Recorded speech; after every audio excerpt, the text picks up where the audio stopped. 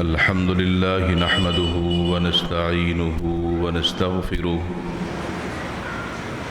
ونعوذ بالله من شرور أنفسنا ومن سيئات أعمالنا من يهده الله فلا مضل له ومن يضلله فلا هادي له وأشهد أن لا إله إلا الله وحده لا شريك له وأشهد أن محمدًا عبده ورسوله أما بعد فإن خير الحديث كتاب الله وخير الهدي هدي محمد صلى الله عليه وسلم وشر الأمور محدثاتها وكل محدثة بدعة وكل بدعة ضلالة وكل ضلالة في النار من يطع الله ورسوله فقد رشد واهتدى ومن يعص الله ورسوله فقد ضل وغوى اللهم صل على محمد وعلى آل محمد كما صليت على إبراهيم وعلى آل إبراهيم إنك حميد مجيد اللهم بارك على محمد وعلى آل محمد كما باركت على إبراهيم وعلى آل إبراهيم إنك حميد مجيد رب اشرح لي صدري ويسر لي أمري واحلل عقدة من لساني يفقه قولي رب زدني علما سبحانك لا علم لنا إلا ما علمتنا إنك أنت العليم الحكيم أعوذ بالله السميع العليم من الشيطان الرجيم من همزه ونفخه ونفثه بسم الله الرحمن الرحيم فمن كان يرجو لقاء ربه فليعمل عملا صالحا ولا يشرك بعبادة ربه أحدا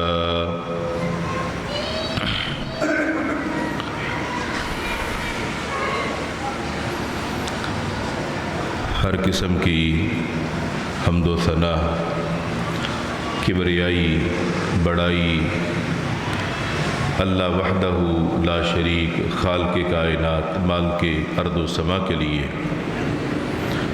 درود و سلام ہوں امام الانبیاء ہادی رہبر و رہنما احمد مجتبی جناب محمد الرسول اللہ صلی اللہ علیہ وآلہ وسلم کی ذات اقدس پر جن کو اللہ رب العالمین نے اس کائنات کے لیے رحمت للعالمین بنا کر مبعوث فرمایا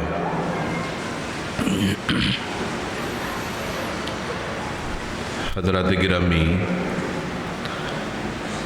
دین اسلام میں جتنی بھی عبادات ہیں یا نیک اعمال ہیں ان کی قبولیت کی جو شرائط ہیں اس میں ایک اہم ترین شرط اور عمل اخلاص اس کی بنیاد کہلاتا ہے۔ کسی بھی چیز کا خالص ہونا اس کی اصل کی دلیل ہوتا ہے۔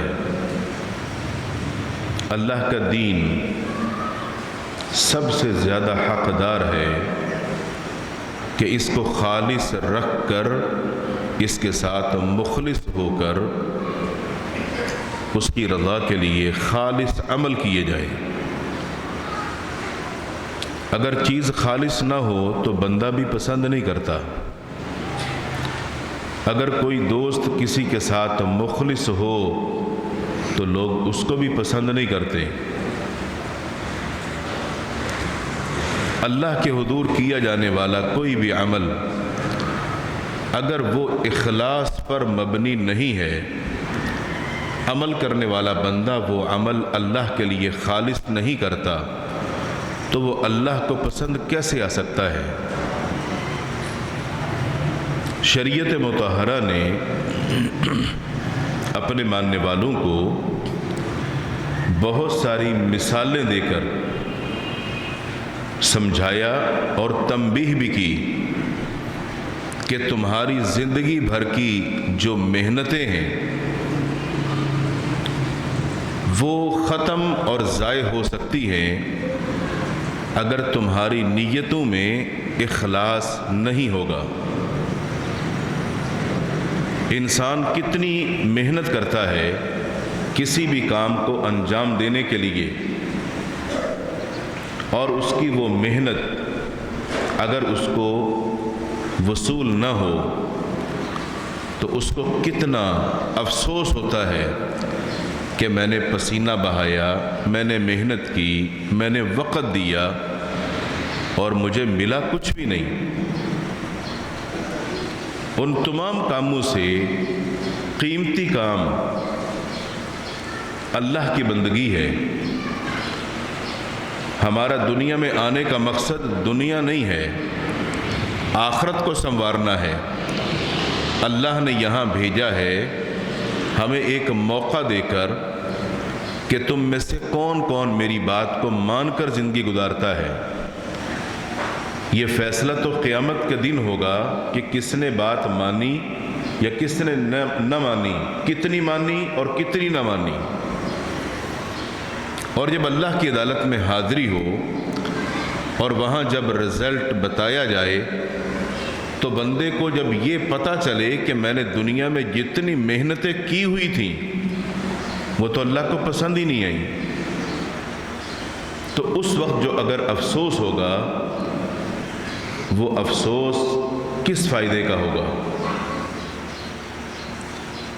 وہ سمجھانے کے لیے اللہ کے رسول صلی اللہ علیہ وسلم کو بھیجا کہ سب کچھ ان کو آپ نے بتا دینا ہے، اور آپ صلی اللہ علیہ وسلم نے دین سمجھایا، بتایا، مثالیں دے دے کر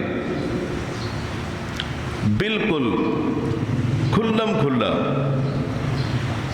اور صحابہ کہتے ہیں بعض باتیں تو آپ ایک مرتبہ نہیں 3 مرتبہ دہراتے تھے تاکہ ہر عام و خاص بات کو سن کر اپنے ذہن میں بٹھا لے کہ یہ بات ایسے ہی ہے۔ اللہ تعالیٰ نے ارشاد فرمایا الذی خلق الموت والحیات، اللہ وہ ذات ہے جس نے تمہاری موت اور تمہاری زندگی کو پیدا کیا،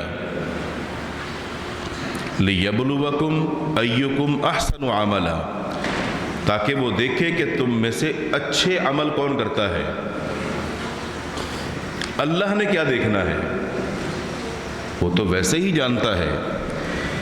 اپنے بندے کو پیدا کرنے سے پہلے ہی اس کو علم ہے کہ جو میں بندہ پیدا کروں گا یہ کرے گا کیا، وہ تو اس کے علم میں ہے۔ لیکن فرمایا لیبلوکم، میں تم کو دیکھنا چاہتا ہوں۔ اللہ نہیں دیکھنا چاہتا، اللہ کو پتہ ہے۔ اللہ تعالیٰ اپنے بندوں پر حجت تمام کرنا چاہتا ہے تاکہ یہ نہ کہے کہ مجھے تو موقع ہی نہیں ملا، اس کو میں موقع دوں گا، زندگی دوں گا اور اس پر حجت قائم کروں گا کہ تمہیں بتانے کے لیے، سمجھانے کے لیے، ڈرانے کے لیے، راستہ دکھانے کے لیے میں نے اپنے پیغمبر بھی بھیجے تھے، اور پھر تم نے مانی کہ نہیں مانی۔ اور ایک موقع پہ ارشاد فرمائے کہ جب انسان سے پوچھا جائے گا تو اللہ فرمائے گا اولم نعمرکم، کیا میں نے تمہیں عمریں دی تھی کہ نہیں، تمہیں زندگی دی تھی کہ نہیں؟ انسان کہے گا بالکل دی تھی۔ تمہارے پاس ڈرانے والے آئے تھے کہ نہیں؟ بالکل آئے تھے. جب زندگی بھی دی، ڈرانے والے بھی آئے، تو پھر ان کو سنا کیوں نہیں؟ ان کی بات کو سمجھا کیوں نہیں؟ تو اللہ تعالیٰ حجت قائم کرتا ہے، اور یہ سب باتیں اللہ نے اپنی کتاب ہدایت کے اندر بیان فرما دی. ایکم احسن عملا، یہ زندگی دینے کا مقصد کہ تم میں سے اچھے عمل کون کرتا ہے. یہ جو بات ہے نا اچھے عمل، یہ اچھے عمل یہ نہیں ہے کہ جو مجھے اچھا لگے گا میں کروں گا، جو آپ کو اچھا لگے گا آپ کریں گے، تو وہ ہماری جو پسند ہے وہ اللہ کو بھی پسند آئے گا. یہاں معاملہ ہے اللہ کے دین کا. جو دین اللہ کا ہے وہ عمل بھی اللہ ہی بتائے گا کہ یہ عمل اچھے ہیں اور یہ عمل اچھے نہیں ہیں. وہ اختیار اللہ کے پاس ہے، اور وہ بتانے کے لیے اللہ کے رسول صلی اللہ علیہ وسلم کو بھیجا، اور آپ نے اچھے عمل جو تھے وہ امت کو کر کے دکھائے اور بتائے. جن سے روک دیا اور منع کر دیا وہ اچھے نہیں ہیں. جن کی تعلیم آپ نے دی وہ اچھے ہیں. اب وہ عمل جو آپ نے اچھے کر کے دکھا دیے، اب کوئی بندہ ان کو کرے گا تو اس کے وہ اچھے عمل ہیں. مگر یہاں ایک فرق سمجھ لیجئے، ان اچھے عملوں کو کرنے والا بندہ اگر اس کی نیت ٹھیک نہیں ہے کہ وہ عمل تو اچھا کر رہا ہے مگر اس کے دل میں اخلاص نہیں ہے، نیت ٹھیک نہیں ہے، وہ عمل اللہ کے رسول صلی اللہ علیہ وسلم نے تو کیا تھا اللہ کی رضا کے لیے، یہ بندہ وہ عمل تو کر رہا ہے مگر اس کے دل میں اللہ کی رضا نہیں ہے، یہ کسی اور کو راضی کرنے کے لیے کر رہا ہے. یہ عمل اچھا والا کر رہا ہے مگر یہاں نیت بھی خالص ہونی چاہیے تھی، مگر اس کی نیت خالص نہیں ہے. عمل ٹھیک ہے، نیت ٹھیک نہیں ہے. اللہ کے رسول صلی اللہ علیہ وسلم نے یہ بات سمجھانے کے لیے ایک موقع پر صحابہ کرام سے فرمایا کہ میں تمہارے اوپر دجال کے فتنے سے بھی ایک بڑا فتنہ دیکھ رہا ہوں.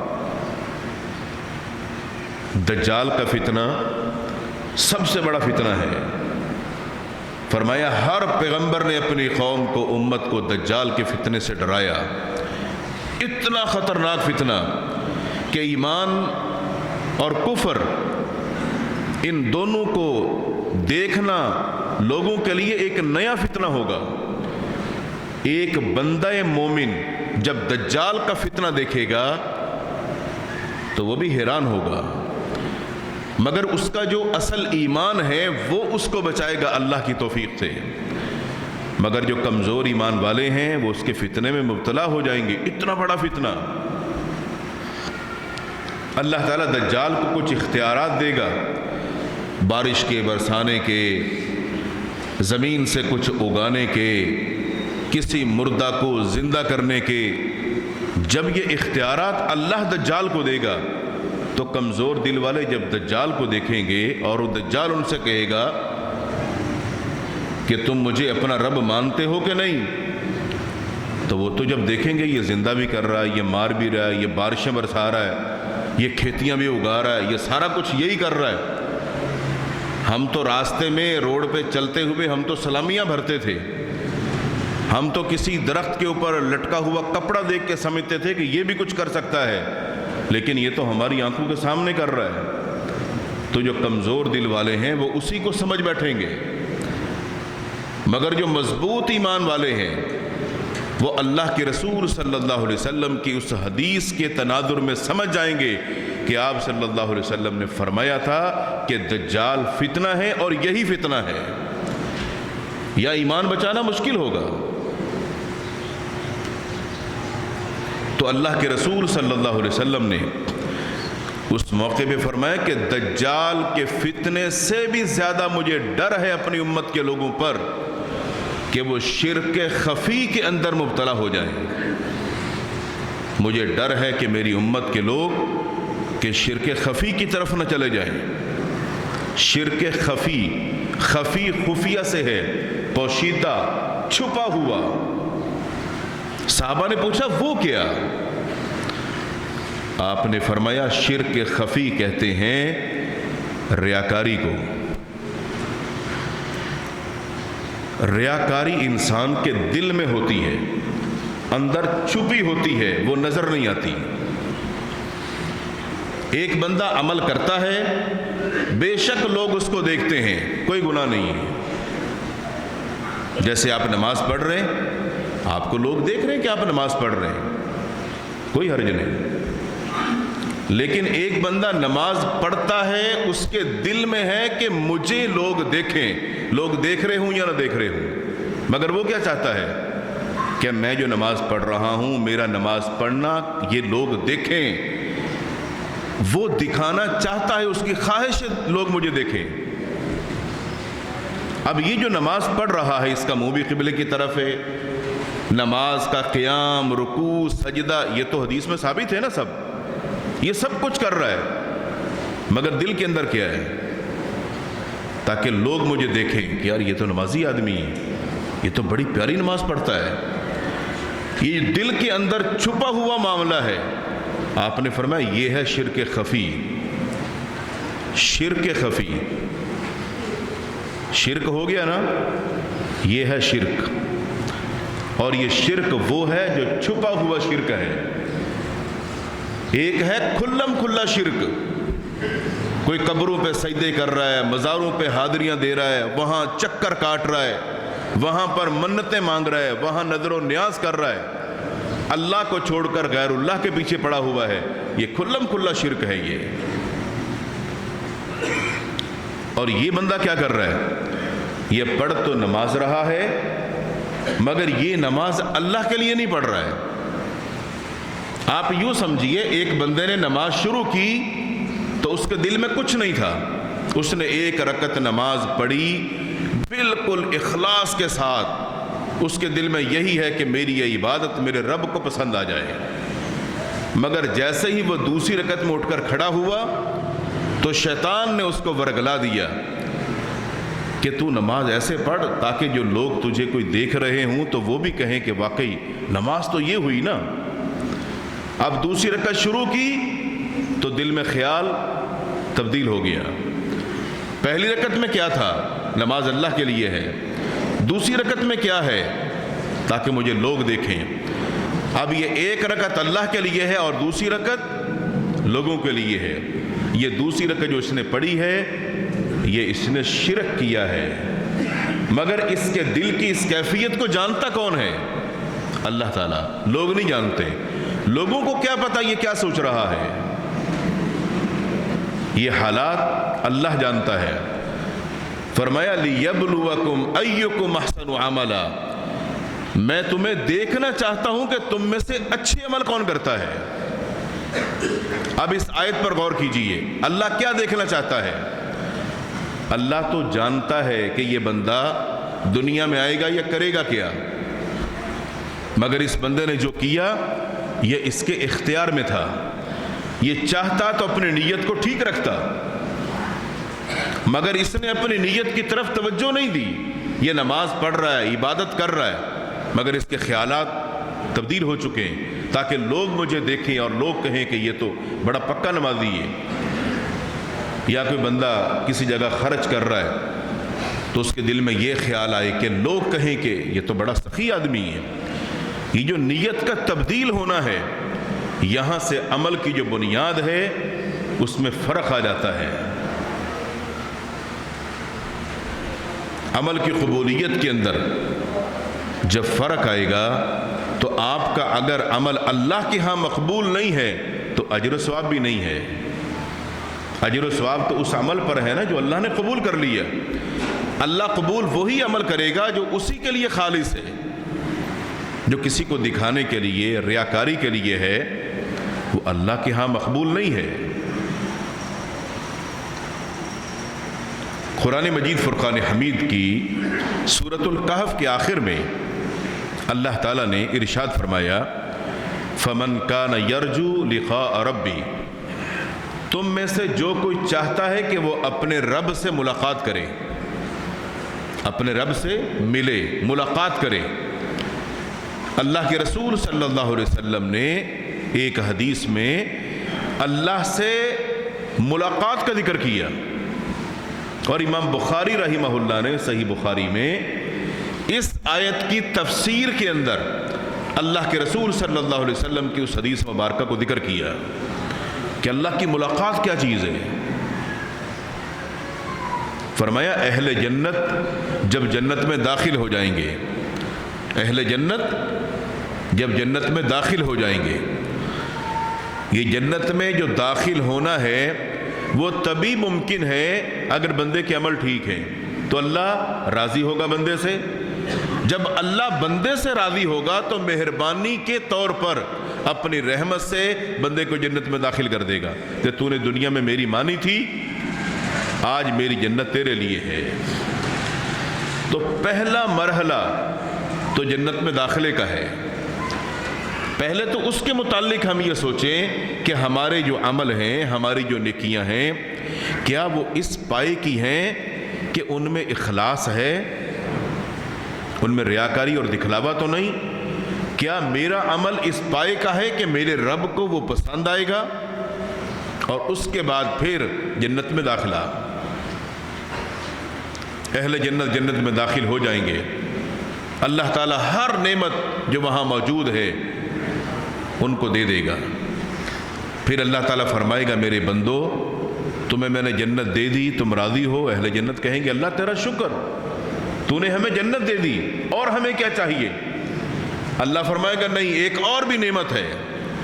اہل جنت خوش ہو جائیں گے، اللہ وہ کون سی نعمت؟ اللہ فرمائے گا کہ آج کے بعد میں تم سے راضی ہوں، میں اپنی رضا تمہیں دیتا ہوں۔ رضا کا مطلب یہ ہوتا ہے کہ تم کبھی بھی یہاں سے نکالے نہیں جاؤ گے، یعنی تم جو چاہو کرو، میں کبھی تم پر غصے نہیں ہوں گا۔ یہ ہوتی ہے رضا، کہ یہ مکان خالی نہیں کرنا پڑے گا، یہ اب ہمیشہ تمہارا ہے۔ اور جنت نعمتوں کے ساتھ، حوروں کے ساتھ، غلمان کے ساتھ، تمام بیش بہا نعمتوں کے ساتھ، سب تمہاری۔ اہل جنت خوش ہو جائیں گے، اللہ تو نے جنت بھی دی اور اپنی رضا بھی دی۔ پھر کچھ وقت گزرے گا، اللہ تعالیٰ پھر مخاطب ہوگا اہل جنت سے۔ اہل جنت خوش ہو، کہیں گے اللہ تو نے جنت دی، اپنی رضا دی، اور ہمیں کیا چاہیے؟ اللہ فرمائے گا ایک اور بھی نعمت ہے جو میں اپنے اہل ایمان بندوں کو دینا چاہتا ہوں۔ اللہ کے رسول صلی اللہ علیہ وسلم نے فرمایا کہ اللہ تعالیٰ وہ تمام پردے ہٹا دے گا، ان پردوں کی وجہ سے بندے اپنے رب کو نہیں دیکھ سکتے، ان آنکھوں میں وہ طاقت نہیں ہے کہ رب کو دیکھ سکیں۔ پھر اللہ جب وہ طاقت دے گا اور وہ پردے ہٹا دے گا تو فرمایا اہل ایمان اپنے رب کو اپنی آنکھوں سے ایسے دیکھیں گے جیسے 14ویں رات کو چمکتے ہوئے آسمان پر اپنی آنکھوں سے دیکھتے ہیں۔ 14ویں کا جب چاند چمکتا ہے تو جب آپ دیکھتے ہیں تو بیچ میں کوئی رکاوٹ ہوتی ہے؟ کوئی رکاوٹ نہیں، جیسے چاند کو دیکھتے ہو کوئی رکاوٹ نہیں۔ اہل ایمان جنت کے اندر اپنے رب کو ایسے ہی دیکھیں گے، اور فرمائے یہ اہل ایمان کے لیے سب سے بڑی نعمت ہوگی اللہ کی کہ جب یہ اللہ کا دیدار کریں گے، اور یہ ہے اللہ کی ملاقات، کہ جس رب نے ہمیں پیدا کیا، جس نے ہمیں بنایا، جس نے ہمیں زندگی دی، جس نے سب کچھ عطا فرمایا، جس نے ہمیں جنت دی، جس نے ہمیں اپنی رضا دی، اب وہ اپنا ہمیں دیدار بھی کرا رہا ہے۔ یہ ساری نعمتیں اکٹھی ہو کر اگر کسی مومن کو ملے تو تھوڑا سا موازنہ کیجئے کہ اللہ کی ان ساری نعمتوں کو جو آپ حاصل کر رہے ہیں، آپ کی اوقات کیا ہے، اللہ تعالیٰ کیسے نواز رہا ہے۔ تو فمن کان یرجو لقاء ربی، جو یہ چاہتا ہے اپنے رب سے ملاقات کرے، یہ ہے ملاقات، اپنے رب کو دیکھے۔ اچھا جی، اس کے لیے کیا کرنا پڑے گا؟ فَلْيَعْمَلْ عَمَلًا صَالِحًا، وہ جب بھی عمل کرے گا تو وہ عمل خالص اللہ ہی کے لیے کرے گا، وَلَا يُشْرِكْ، اور وہ کسی اور کو شریک نہیں کرے گا بعبادت ربہ، اپنے رب کی عبادت کے اندر، احدا، کسی ایک کو بھی اپنے رب کے لیے جو نیکی کرے گا، جو عمل کرے گا، جو بھلائی کرے گا، اس میں کسی اور کو شامل اور شریک نہیں کرے گا، وہ اس کی نیکی صرف اللہ ہی کے لیے ہوگی، اللہ کی اس عبادت کے اندر اس کا کوئی شریک نہیں ٹھہرائے گا۔ اب نماز اللہ کے لیے ہے، مگر آپ اللہ کی اس عبادت کے اندر بھی اپنی نیت میں یہ رکھو کہ میں نماز پڑھوں تاکہ لوگ مجھے دیکھیں۔ آپ روزہ رکھیں، یہ نیت ہو کہ لوگ مجھے دیکھیں۔ آپ صدقہ دو، یہ نیت ہو کہ لوگ مجھے کہیں کہ یہ بڑا سخی آدمی ہے۔ آپ کوئی کار خیر کرو، نیت یہ ہو کہ لوگ کہیں کہ یہ ایسا ہے اور یہ ویسا ہے، تو سوچئے نیت کے اندر کیا ہے۔ نیت میں اخلاص نہیں ہے، اور بڑی بڑی چوٹی کی عبادتیں، چوٹی کی نیکیاں بندے کی برباد ہو جاتی ہیں، اور بندے کو اس کا اندازہ بھی نہیں ہوتا کہ میں نے کیا کچھ کر دیا۔ جب قیامت کے دن اللہ کی عدالت میں یہ پہنچے گا، وہاں اس کو اندازہ ہوگا کہ میری دنیا کے اندر کی ہوئی جو محنتیں تھیں وہ تو ساری برباد ہو چکی۔ میں نے تو اپنے ہر عمل کو کرتے ہوئے اللہ کے ساتھ کسی اور کو بھی شامل کیا ہوا تھا، میں صرف اللہ کے لیے نہیں کر رہا تھا، میں تو لوگوں کو دکھانے اور خوش کرنے کے لیے بھی کر رہا تھا۔ تو اس کی وہ جو نیکیاں وہاں برباد ہوں گی، وہاں جو اس کو افسوس ہوگا، مگر اس کا فائدہ کچھ نہیں ہوگا۔ ایک طالب علم جب دین کا علم پڑھنے کے لیے اپنے استاد کے سامنے بیٹھتا ہے اور حدیث کی کتاب صحیح بخاری پڑھتا ہے، تو امام بخاری رحمہ اللہ نے صحیح بخاری میں جو سب سے پہلی حدیث عمر فاروق رضی اللہ تعالی عنہ کے حوالے سے ذکر کی ہے، وہ طالب علم اپنے استاد سے اس حدیث کو پڑھ کر صحیح بخاری کا آغاز کرتا ہے۔ اور وہ حدیث کیا ہے؟ اللہ کے رسول صلی اللہ علیہ وسلم نے فرمایا، انما الاعمال بالنیات، تمام عملوں کا دار و مدار نیتوں پر ہے۔ یہاں نیت کی حدیث صحیح بخاری کی جو پہلی حدیث ہے، وہ طالب علم کو پڑھا کر اس حدیث کی کتاب کا آغاز کیا جاتا ہے کہ تو نے جو ایمان کے متعلق اس کتاب کے اندر پڑھنا ہے وہ بعد میں آئے گا، علم کے بارے میں پڑھنا ہے وہ بعد میں آئے گا، طہارت کے بارے میں پڑھنا ہے وہ سب بعد میں آئے گا، جتنے دین کے مسائل ہیں وہ سب بعد میں ہے، سب سے پہلے تیری نیت ہے۔ تو اس کو پڑھنے کے لیے جو آغاز کر رہا ہے، تیری نیت کیا ہے؟ کیا تو علم اس لیے سیکھے گا تاکہ دنیا میں تیرا چرچا ہو، تیرا نام چلے، تیرے اشتہار چھپیں، لوگ تیرے نام کے تذکرے کریں؟ یا تو علم اس لیے حاصل کرتا ہے تاکہ تو جہاں بیٹھے وہاں بحث و تکرار کرے، لوگوں کے ساتھ مقابلے کرے، لوگوں پر اپنی دھاک بٹھانے کی کوشش کرے کہ ہاں اس کے پاس بڑا علم ہے؟ یا تو علم اس لیے حاصل کرتا ہے کہ لوگوں کے اندر فتنے پیدا کرے، کبھی کسی کو چھیڑ دیا، کبھی کسی کو پریشان کر دیا، کبھی کسی کو آگ لگا دی؟ تیری نیت کیا ہے؟ انما الاعمال بالنیات، تمام عملوں کا دار و مدار نیتوں پر ہے۔ سب سے پہلے اس کتاب کو پڑھنے والا اپنی نیت کو خالص کر لے کہ اگر تیری نیت یہ ہے کہ مجھے وہ علم حاصل ہو جو اللہ کی وحی کا علم ہے، جو اس نے اپنے پیغمبر صلی اللہ علیہ وسلم کو دیا، میں بھی وہ سیکھوں تاکہ میں اس پر عمل کر سکوں، میں اپنی زندگی سنوار سکوں، میں اپنی آخرت کو بہتر بنا سکوں، اگر نیت اخلاص کی ہے تو یہ فائدہ ہوگا۔ اور جو میں پڑھوں، جو میں سیکھوں، آگے میں لوگوں کو بتاؤں، میں لوگوں کی اصلاح کروں تاکہ لوگ اچھے راستے پر چلیں گے اور اللہ ہم سے راضی ہوگا۔ اگر تیری نیت بہتر ہے تو اس حدیث کو پڑھنے والے اپنی یہیں اصلاح کر لیں کہ کس مقصد کے لیے اس کتاب کو پڑھے گا۔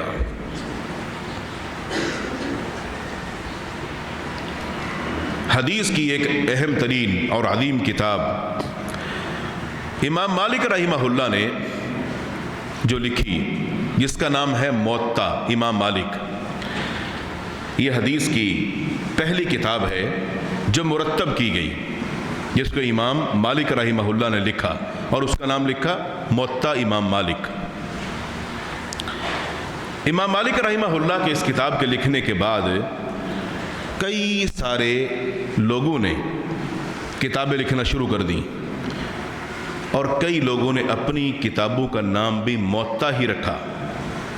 امام مالک رحمہ اللہ کی کتاب کا نام بھی موطا تھا، اور دیگر لوگوں نے بھی اپنی جو کتابیں لکھیں اس کتاب کے بعد ان کا نام بھی موطا ہی رکھا گیا۔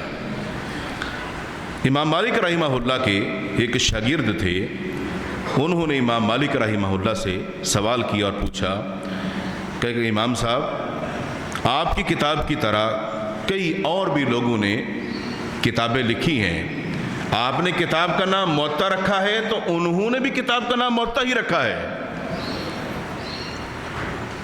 امام مالک رحمہ اللہ نے کیا فرمایا؟ فرمانے لگے بیٹا بات یہ ہے، میں نے اس کتاب کے اندر اللہ کے رسول صلی اللہ علیہ وسلم کی احادیث کو جمع کیا تاکہ امت کے لیے بھلائی ہو۔ میں نے ایک نیک نیتی کے ساتھ یہ کام کیا ہے تاکہ مجھے فائدہ ہو اور لوگ اس کو پڑھ کر دین کو سیکھیں گے، دین پر عمل کریں گے۔ فرمایا کہ وما کان اللہ فہو یبقی، تو میری بات ذہن میں بٹھا لو، جس نے کام کیا ہے اللہ کی رضا کے لیے اس کا وہ کام باقی رہے گا۔ اور آج پوری دنیا کے اندر جتنی موطا کتابیں لکھی گئیں لوگ کسی کو بھی نہیں جانتے ہیں۔ مدارس کے اندر پڑھائی جانے والی کتابوں کے اندر اگر موطا کو کوئی جانتا ہے تو امام مالک رحمہ اللہ کی وہی کتاب موطا امام مالک ہے جس کو دنیا جانتی ہے۔ گویا کہ اس معاملے کے اندر بھی لوگوں نے اگر اپنی نیتوں کے اندر اخلاص نہیں رکھا تو اللہ نے ان کے عملوں کو باقی نہیں رکھا، ان کے وہ عمل، ان کی وہ محنتیں ضائع ہو گئیں، ان کی کتابوں کو وہ مقبولیت تک اللہ نے نہیں ہونے دی کہ وہ لوگوں کو پڑھائی جا سکیں۔ اس کام کے کرنے کے اندر امام مالک رحمہ اللہ کا اخلاص شامل تھا، اس لیے کہ انہوں نے اللہ کے نبی صلی اللہ علیہ وسلم کے مصلی پر بیٹھ کر، مسجد نبوی کے اندر بیٹھ کر لوگوں کو درس حدیث دیا تھا۔ تو دلوں کے معاملات اللہ تعالیٰ جانتا ہے کہ کون بندہ کس نیت کے ساتھ یہ کام کرتا ہے۔ تو کام کتاب کو لکھنا ہو یا کوئی اور نیکی کا کام کرنا ہو، اگر نیتوں کے اندر اخلاص ہوگا تو اس کی جو بنیاد ہے وہ اللہ کی رضا پر ہوگی، اور جس کی بنیاد میں اللہ کی رضا ہوگی اس کا وہ عمل اللہ کے ہاں مقبول ہوگا۔ اللہ کے رسول صلی اللہ علیہ وسلم نے امت کو سمجھانے کے لیے ایک واقعہ ذکر کیا، ہر عام خاص اس واقعے کو بطور نصیحت اپنے سامنے رکھے اور اپنا محاسبہ کرے کہ اگر یہی والی کیفیت ہمارے ساتھ ہو تو ہمارا کیا بنے گا۔ اس کو امام بخاری رحمہ اللہ نے صحیح بخاری میں ذکر کیا۔ اللہ کے رسول صلی اللہ علیہ وسلم نے فرمایا قیامت کے دن اللہ تعالی جب عدالت قائم کرے گا تو 3 قسم کے لوگ ہوں گے، 3 قسم کے لوگ، قسم کہتے ہیں ٹولیاں، 3 گروپ، 3 قسم کے لوگ ہوں گے اللہ تعالیٰ جن کو سب سے پہلے جہنم کے اندر ڈالے گا۔ آپ نے فرمایا کہ اللہ تعالیٰ ان 3 قسم کے لوگوں کو جب بلائے گا اور ان سے بات کرے گا اور اس کے بعد ان کا جو انجام ہوگا اس کی بنا پر ان کو جہنم میں ڈال کر جہنم کو اور گرم کیا جائے گا اور تپایا جائے گا، باقی لوگ بعد میں جہنم میں ڈالے جائیں گے، یہ 3 قسم کے لوگ پہلے ڈالے جائیں گے۔ اب وہ 3 قسم کے لوگ آپ صلی اللہ علیہ وسلم نے ارشاد فرمایا ان میں سے ایک وہ ہوگا جو دین کا عالم یا قرآن کو جاننے والا، جس نے دنیا میں علم سیکھا، علم پڑھا اور آگے پڑھایا، اور دوسرا فرمایا وہ ہوگا جو شہید ہوا تھا، جس نے جہاد کیا، جس نے جنگیں لڑیں، کافروں کا مقابلہ کیا، اور تیسرا وہ ہوگا جس نے اپنے مال کو خرچ کیا اور سخاوتیں کی، کسی غریب کو دیا، کسی مسکین کو دیا، کسی بیوہ کو دیا، کہیں مسجد بنوا دی، کہیں مدرسہ بنوا دیا۔ یہ 3 قسم کے لوگ ہوں گے جن کو قیامت کے دن سب سے پہلے اللہ جہنم کے اندر ڈالے گا۔ اب بہت سارے لوگ تو پریشان ہو گئے یہ بات سن کر کہ آج ایک نئی بات ہم نے سن لی کہ جو دین کا علم سیکھے گا وہ بھی جہنم میں، جو جہاد کرے گا وہ بھی جہنم میں، جو مال دین کے لیے خرچ کرے گا وہ بھی جہنم میں۔ یہ میں نہیں کہہ رہا ہوں، یہ حدیث صحیح بخاری کی ہے، مگر حدیث کو پہلے پورا سن لیجئے۔ یہ جو آدھا آپ نے سنا ہے نا، جو لوگ غلط بیانیاں کرتے ہیں دین کے اندر، حدیث ہوتی کچھ ہے، بیان کچھ کرتے ہیں، وہ ایسا ہی کرتے ہیں، آدھی بات بیان کرتے ہیں تاکہ لوگوں کو پوری بات سمجھ ہی نہ آئے۔ اللہ کے رسول صلی اللہ علیہ وسلم نے فرمایا کہ اللہ تعالیٰ وہ جو عالم دین یا قاری قرآن ہوگا، جب اس کو بلائے گا، اس سے پوچھے گا لوگوں کے سامنے، ہاں بھائی تو نے کیا کیا؟ حالانکہ اللہ سب جانتا اس نے کیا کیا، مگر لوگوں کے سامنے پوچھے گا تو نے کیا کیا؟ تیرے کو میں نے زندگی دی، تجھے میں نے عمر دی، کیا کیا؟ کہے گا اللہ میں نے تیرا دین سیکھا، میں نے تیرا دین پڑھا، میں نے لوگوں کو پڑھایا، میں نے لوگوں کو بتایا، میں نے تقریریں کی، میں نے جمعے پڑھائے، یا جو بھی تھا۔ اللہ فرمائے گا ہاں ایسا ہی ہے، مگر تیرے دل میں یہ تھا تاکہ یہ سب کچھ میں کروں تو دنیا میں میری شہرت ہو۔ تو نے یہ سب کچھ جو بھی کیا ہے یہ تو نے میرے لیے نہیں کیا۔ اگر علم سیکھا، پڑھایا، بتایا اللہ کی رضا کے لیے ہوتا تو اللہ راضی ہوتا۔ اللہ فرمائے گا تو نے یہ جو کچھ بھی کیا تو نے میرے لیے تو نہیں کیا، تیری نیت یہ تھی کہ تیری شہرت ہو دنیا کے اندر۔ پھر اللہ مخاطب ہوگا شہید سے، ہاں تو نے کیا کیا؟ کہے گا اللہ میں نے جنگیں کی، میں نے لڑائیاں کی، میں نے جہاد کیا، میں نے کافروں کو مارا، یہاں تک کہ میں خود بھی مر گیا۔ اللہ فرمائے گا ہاں تو نے ایسا ہی کیا، مگر تو جھوٹ بول رہا ہے، تیری نیت یہ تھی کہ میں لڑوں گا، میں جہاد کروں گا، دنیا میں تیری واہ واہ ہوگی، لوگ کہیں گے یہ تو بڑا دلیر آدمی ہے، یہ تو بڑا شجاع آدمی ہے، یہ تو بڑا طاقتور آدمی ہے، یہ تو بڑا نڈر آدمی ہے، تیری نیت یہ تھی۔ پھر اللہ سخی سے پوچھے گا ہاں بھئی تو نے کیا کیا؟ وہ کہے گا اللہ تو نے جتنا مجھے مال دیا، میں نے غریبوں کو دیا، میں نے یہ کیا، میں نے وہ کیا۔ اللہ فرمائے گا ہاں ایسا ہی ہے، مگر تو بھی جھوٹ بول رہا ہے، تو نے جو کچھ بھی کیا تھا تو نے میری رضا کے لیے نہیں کیا، یہ بھی تو نے کیا تھا تاکہ دنیا میں لوگ تیرے نام کے چرچے اور تیرے نام کی شہرت اور تیرا نام پیدا ہو کہ ہاں فلاں سیٹھ صاحب، فلاں وڈیرا، فلاں رئیس، وہ بڑا سخی آدمی ہے، بڑا وہ خرچ کرتا ہے، تیرے نام کے بڑے چرچے ہوئے، لوگوں نے بڑے گیت گائے۔ اب جو دل میں ہے یہ جانتا کون ہے؟